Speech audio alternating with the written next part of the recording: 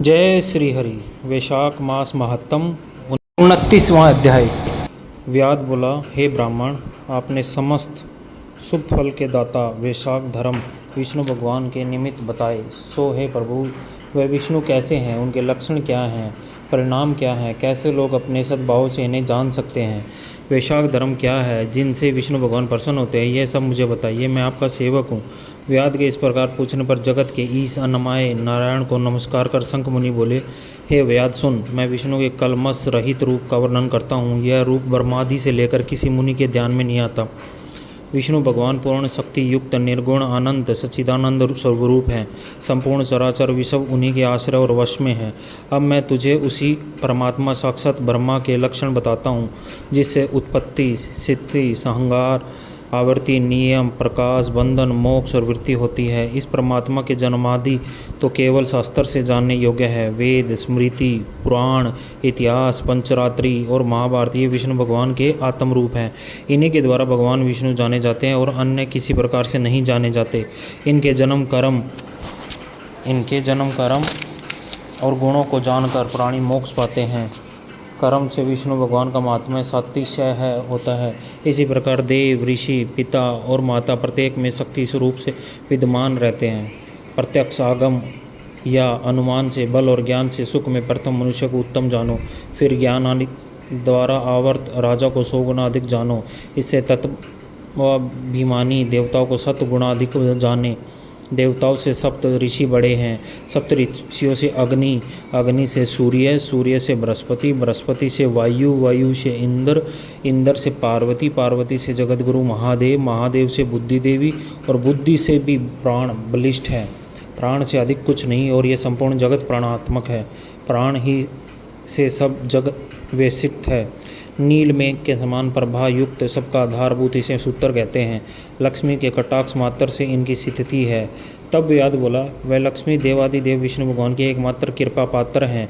विष्णु भगवान से अधिक यह सम्मान कोई नहीं है। जीव में यह प्राण नाम मात्र सूत्र कैसे हुआ? हे ब्राह्मण, मेरे सामने इसका निर्णय कहिए कि परमात्मा प्राण से परे कैसे है। शंख मुनि बोले, हे व्याध, जो निर्णय तू पूछता है वह सुन। मैं संपूर्ण जीवों द्वारा प्राण के उद्देश्य से कहता हूँ। प्राचीन काल में नारायण भगवान ने कमल योनि में ब्रह्मादिक देवादिक रच कर कहा, मैं ब्रह्मा को तुम्हारा राजा बनाऊंगा और जो कोई तुम में सर्वश्रेष्ठ हो उसे तुम युवराज बनाओ, परंतु वह शील, शौर्य और गुणों से युक्त हो। भगवान के ऐसे कहने पर सब देवता इंद्र के पास जा परस्पर विवाद करने लगे। कोई सूर्य को सर्वश्रेष्ठ कहता, कोई इंद्र को, कोई चुपचाप खड़े रहे। जब वह किसी प्रकार निर्णय नहीं कर पाए तब नारायण के पास गए और नमस्कार हाथ जोड़कर कहने लगे, हे भगवान, हमसे आपस में बहुत विचार किया परंतु कोई अधिक श्रेष्ठ नहीं है। आप इसका निर्णय करके हमारे संशय को दूर कीजिए। देवताओं के इसके प्रश्न को सुनकर भगवान हंसकर बोले कि मेरे विराट स्वरूप शरीर में से जिसके निकलने से शरीर गिर पड़े और फिर उसके प्रवेश होने से खड़ा हो जाए, वही सब देवताओं से अधिक श्रेष्ठ है और कोई नहीं है। यह सुनकर देवताओं ने तथास्तु कहा।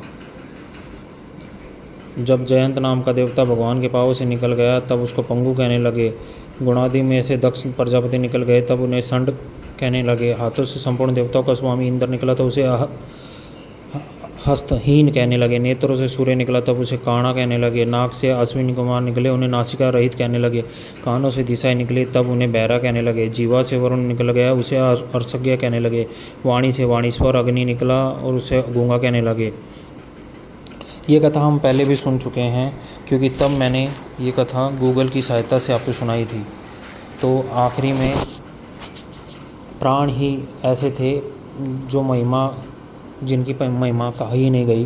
प्राण निकलते ही शरीर ढेर हो गया था, तो सबसे श्रेष्ठ प्राण माने गए हैं। तो तीनों लोकों से जाती रहेगी और भूलोक में तुझे कोई नहीं मानेगा। ऐसा कहकर वो ऋषि मुनि कहने लगे। क्रोध कर प्राण बोला, मैं निरपराध हूँ, तूने बिना अपराध मुझे श्राप दिया है, इसलिए हे कणव तू गुरुद्रोही हो, तेरी वृत्ति विश्व में निंदित हो। तभी से संसार में विशेषकर भूलोक में प्राण की महिमा प्रसिद्ध नहीं है और साप के कारण कणव गुरु को मार सूर्य का शिष्य हुआ। हे व्यास, जो कुछ तुमने पूछा सो सब मैंने तेरे सामने कहा। अब जो कुछ तुझे पूछना है वो पूछ और कुछ विचार मत कर। ऐसे प्राण को ही सबसे सर्वश्रेष्ठ कहा गया और प्राण की को पूजा इसलिए नहीं जाता क्योंकि उसको श्राप मिला हुआ है। तो कृपया करके सुबह उठकर ज़रूर से ज़रूर स्नान करें सूर्योदय से पहले और भगवान विष्णु का नाम लें। भगवान विष्णु की कृपा आप पर बनी रहे। भगवान विष्णु आपके घर में सुख शांति लाए, माँ लक्ष्मी का वास हो और अपने प्रेम करने वालों से कभी अलग ना हो। प्रेम के साथ परिवार भी ज़रूरी है और परिवार के साथ प्रेम भी ज़रूरी है। जय श्री राम। हर हर महादेव। ओम नमो भगवते वासुदेवाय नमः। अपने प्रेम को बचाओ, बचा सकते हो जहाँ तक। कान्हा ही कहते हैं, प्रेम को पाने के लिए मैं हर कष्ट झेलूँगा। परिवार वाले नहीं मान रहे, परिवार वालों को मनाओ।